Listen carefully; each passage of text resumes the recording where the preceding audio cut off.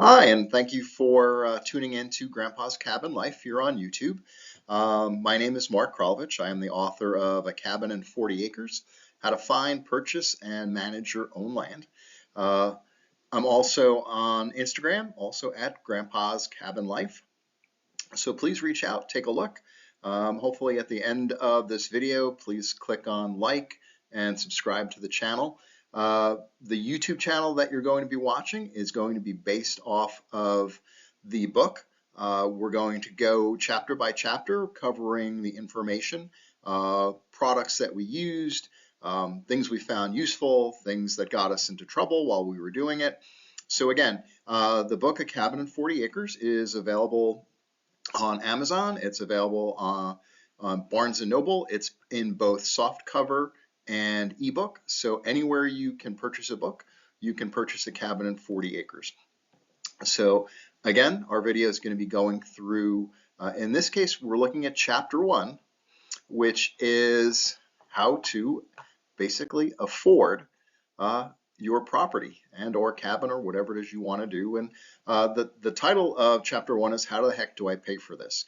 And I decided to really start with this as the first chapter because having the money available to pay for this is extremely important for a couple of different reasons. One, you want to have the money set aside right at the get-go. As soon as you make the determination that, hey, this is time, I'm serious about it, I'm going to find my property, I'm going to get a cabin built, you want that money available before you even start the process. Because property, it's one of those things, they do not make any more of it. So good parcels of land are very difficult to come by, and when they do show up on the market, they tend to go very, very quickly. So you really need to have your ducks all in a row and your financing all well established before you really even start the look for the property. And it doesn't matter if it's wooded property that you're going to develop. It doesn't matter if it's something that already has a cabin on it. Regardless of what you're looking to buy, have your money available to you at the outset. And the reason I say this is, again, because the process moves very quickly. You're going to need money to put down as a deposit on the property. You're going to, depending upon the speed at which things close on the property, you may need to have funding readily available within really several weeks of putting the offer in and putting a deposit down on a property. So things will move very quickly. So what we're going to talk about, and again, this list is definitely not all inclusive. There are, I'm sure, other things if you go and talk to your banking professional or whoever you utilize for loans, they may definitely have additional resources or additional ideas available. So the first thing we're going to look at, or the things we're going to talk about, utilizing personal savings, home equity line of credit or loans, personal loans, group purchase, the more the merrier maybe, and we'll talk a little bit more about that, why that's a maybe, and seller financing. All right, so what we're going to move into first, plain old good old savings. This is the easiest and the least cumbersome, and this is basically one of those circumstances where you're going to pay yourself first, meaning that set up a little bank account or Capital One or online or however you want to structure it. And every time you get a paycheck, take a percentage of that and have that placed into this account. And over the course of time, this money will grow. You may even want to do something like an investment account where you're buying stocks that you're familiar with, say maybe Cabela's or Bass Pro Shops, if you hunt and fish and you frequent their catalogs or you frequent their stores. Anything that will help you grow this money. And this way you have it readily available. So you have a cash or stock availability that you can access quickly, provides a ready cash supply when you need it.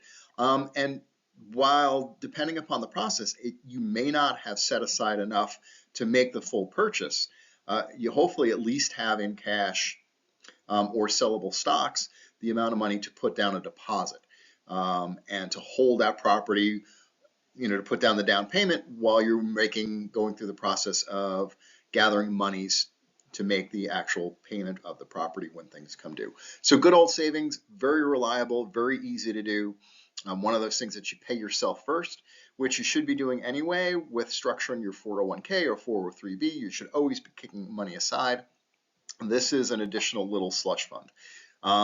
I had something very similar set up that was my hunting and fishing slush fund. Every paycheck I would put $50 to $100 aside in it, and that would be my go-to for hunting trips, fishing trips.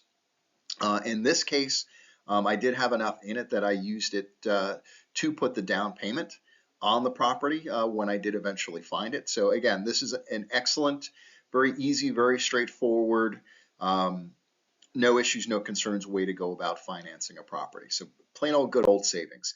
So now let's talk a little bit about something a little bit more complicated than setting aside money on your own. And this is the concept of home equity lines of credit and home equity loans. So two different concepts for regardless if this is the mode you choose to go.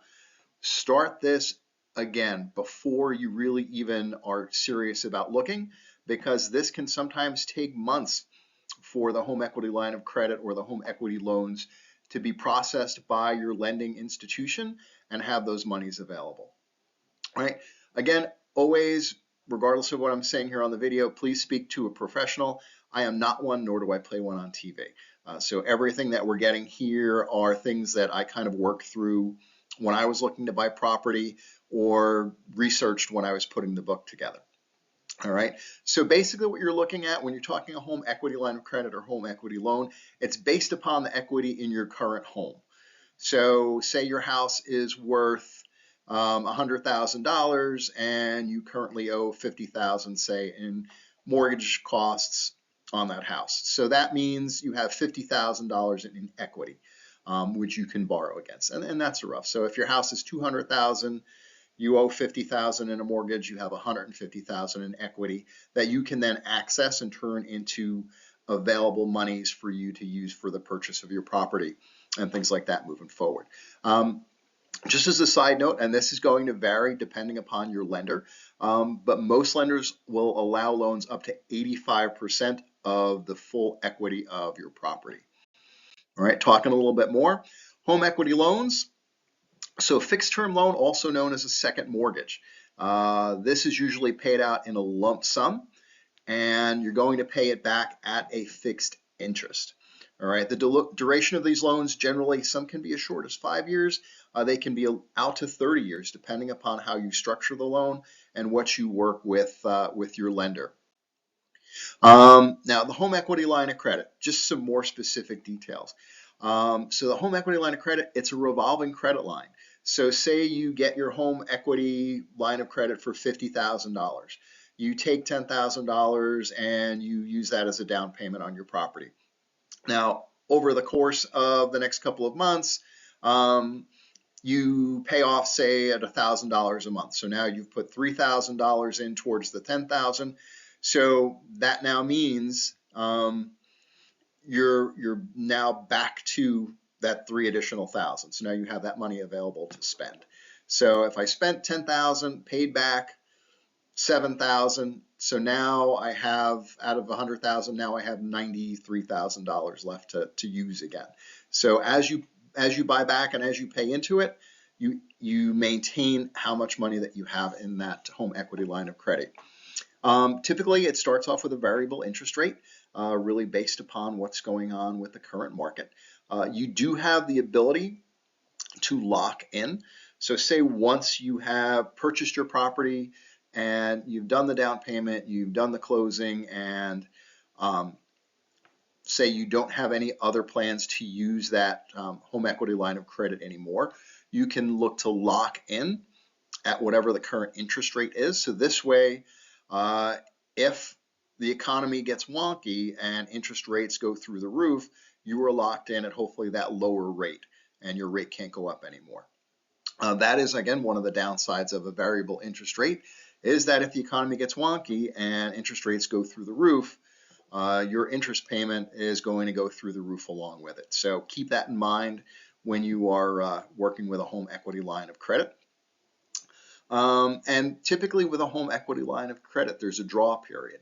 So typically the way they're structured, you have 10 years in which to draw the amount of money in that home equity line of credit. And then after that 10 years, it closes. You can't access that money. And now you have 20 years in which to pay back whatever it is that you did use. And that time periods can vary based upon the lender and loan specifics. So that's really going to be something you're going to need to sit down and have a conversation with your lender. Home equity lines of credit usually tend to close quicker than home equity loans, but the caveat to that is quicker does not mean quick. When it came time for me to purchase my property, I thought I was well ahead of the game, starting about 3 or 4 months out to get the home equity line of credit structured and in place. But it took almost 4 months to get the home equity line of credit approved, even though it was a bank that we had used before and we had a previous home equity line of credit through. It still, for whatever reason, took forever. I did have to scramble for the closing because I had to find another resource for the monies for the closing on the property. Thankfully, I had that money available. Otherwise, it would have been a problem and I probably would have lost the property. So definitely get this process of having the money available to you very, very early in your process. All right, personal loans. So this is another viable option. Also can be a little bit quicker than either a HELOC or a home loan or home equity line of credit. The loan amount depends upon your income, your credit score, and your financial history. Based upon that, the lender is going to let you know what they are comfortable lending you. The likelihood is the amount that you're going to be able to borrow with a personal loan is going to be much less than you would otherwise be able to access through either a HELOC or a home equity loan. Simply because this is just really based upon your own income and credit score. So that's going to really impact how much you can get. Again, this may be just enough for you to get started and to put the deposit down on the property. Depending upon what your income is, maybe it's enough to actually finance the whole project, depending upon the size of the property you're looking to buy and what you're planning on doing with it. So these are available through banks. They can be available through your credit union or even online lenders for personal loans. Generally two types, which are secured and unsecured. Secured loan requires a form of collateral. So maybe that's your car, maybe it's a boat, something like that, that in the event you default and can't make the payments, then unfortunately the bank is going to come after those assets. Unsecured means there's no collateral required. This makes the loan a little bit more riskier for the lender. So generally the interest rates on those loans that you're going to be paying back are generally higher, and the amount that the bank is going to loan you or the lender is going to loan you may be much less with an unsecured. So if you're looking at doing a personal loan, really the secure loan is going to be the way to go. And again, these typically close more quickly than any of the loan resources or the loan sources. Makes it a good option if you need funding quickly. You started the process of trying to put money together a little bit late and you found your property that you really want very quickly. Then yeah, this may be at least a foot in the door to help start to pay things off. And then maybe you could look at either a home equity line of credit or a home equity loan as a backstop to what you were able to get for the personal loan. All right, group purchases. So this sounds like a really good idea. You have a group of friends, you're all of like mind, you all like to hunt, you all like to fish, you all like to camp or you RV, and you all decide that you want a property. Everybody decides they are going to kick in, and everybody decides that they are all on board with the process. So now this is an excellent way to do it as far as getting money, because now you have a large group of individuals that can pool their assets. So that might make it so you can now buy more property, or a property with a cabin, something much more expensive than you by yourself would have been otherwise able to afford. So also the other nice thing is it It increases your asset pool for what you're looking to buy. It also means more hands to work on the property and get projects done, because believe me, there will be no shortage of things to do. And we're going to talk about a lot of those projects as we move forward with the YouTube channel and the book, as we go chapter by chapter. So some of the downsides. So if one of the buyers defaults, so say you go in with a group of 5 and you all pony up the money and you get the loan and you have everything structured and everybody's paying into the monthly payments, well, now one of the guys can't make the payment and defaults. Well, guess what? The other 4 of you are then liable and responsible for covering his shortfall. So again, that's one of the big drawbacks, is if somebody has financial issues, it's going to put the remaining burden on everybody else that's in that group. It also, when you're going in with a group purchase, that now means you have to get that many people now to all agree to what you want to do on the property, how you want to do it, what kind of cabin do you want to have. It now becomes, everybody has to now vote on what you want to do. So sometimes consensus can be a very, very difficult thing to come by. This is one of those circumstances if you're looking to do a group purchase. I mean, again, it sounds great, your friends, family, whatever it may be.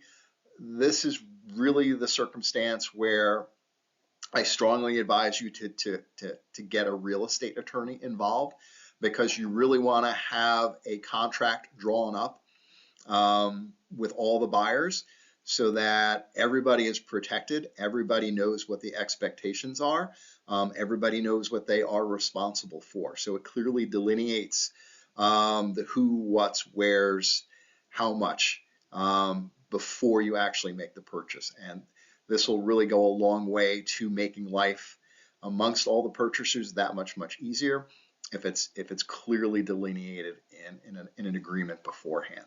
So again, group purchase, excellent option.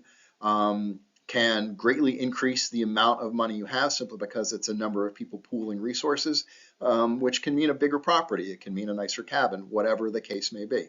So again, group purchase, something definitely to look at if you have multiple individuals who are interested in getting involved with you.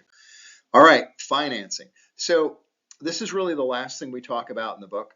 So when we talk about financing, we're talking about either sometimes the private seller, or if it's a land sale company.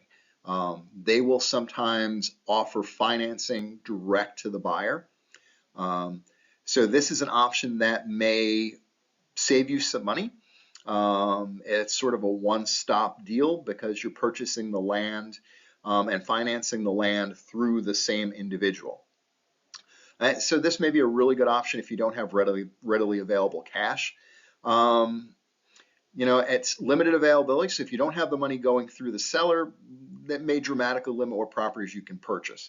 And now one of the other things that always kind of piques my concern a little bit is that if the seller is offering financing, is there an issue with selling that property? Has he had a difficult time doing it? So now he's offering seller financing to sort of make the process go a little bit quicker. So that always raises a little bit of a red flag to me, and by all means do your due diligence as far as the layout of the property, the location of the property, the topography of the property. Like, are you looking at buying the side of a mountain? And that is this great deal for 40 acres, but 1 acre of it is flat. The other 39 acres are going up a mountain. Not something you definitely really want to look at doing. So again, financing through the seller, the private seller, or a land sale company, also definitely an option if you don't have readily available cash, but definitely one of those options that you really want to use a little bit more due diligence and do a little bit deeper research on the property, especially if it's private seller. Land selling companies, Landing Camps is one that does land and will build cabins for you. Very respectable company. And when you're looking at financing through them, really no concerns.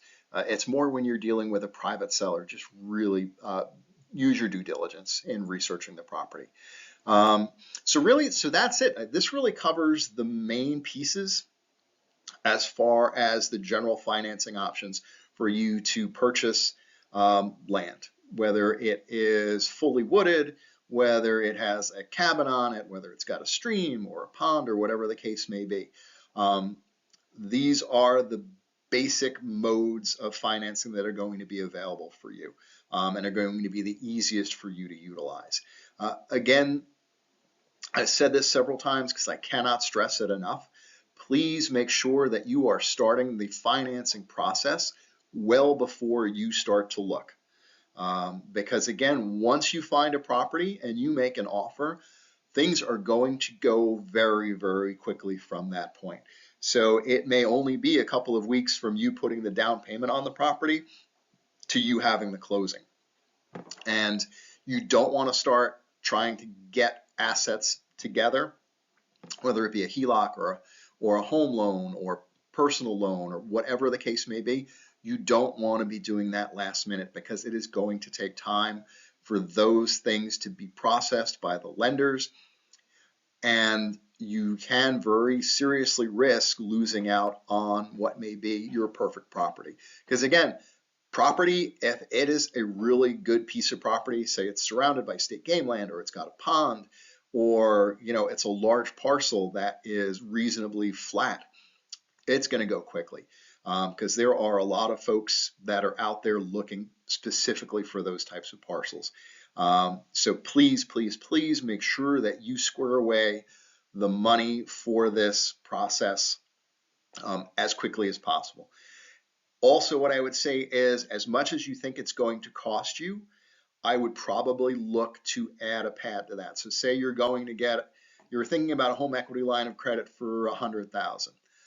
I would probably recommend getting a home equity line of credit for $125,000 or $150,000, because believe me, the costs that go into buying the property can really creep up, and the numbers can go up. It's not just the purchase price. It is, does the property need to be surveyed? And you're going to have a real estate attorney. And are you going to have to clear the property? Do you need to rough in a driveway? Do you need to rough in a place to put a cabin or a camp?